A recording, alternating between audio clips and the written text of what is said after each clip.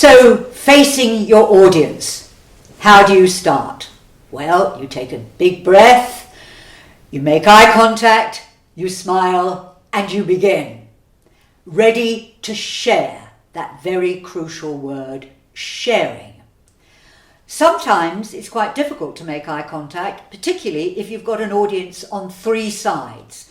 So you need to think about all of your audience almost being on an invisible thread, that you're pulling them all in to your circle of enlightenment, shall we say.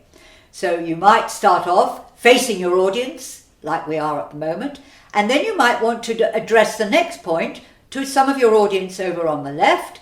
You then want to come back to your audience over on the right, and then you come back to the beginning, and you include people as you go along. But don't, whatever you do, flit from side to side, because that is a disaster. And also, people say to me, well, what about walking up and down, because that makes me feel more confident?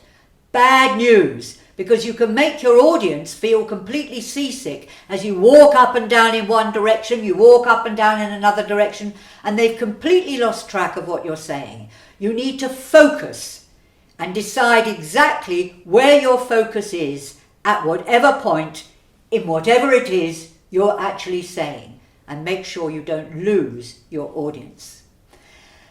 So those are some of the basic things in terms of facing your audience.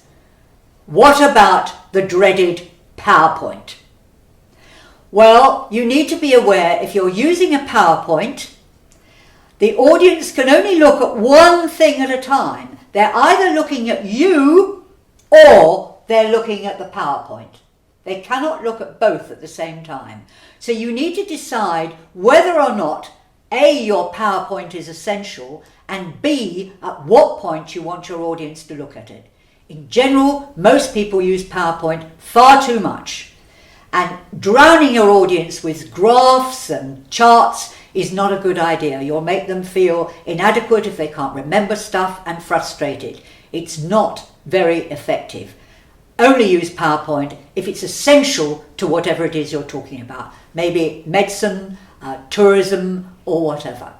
So there we are. And don't forget the story, your emotional link with your audience. Hopefully that will work well. Thank you.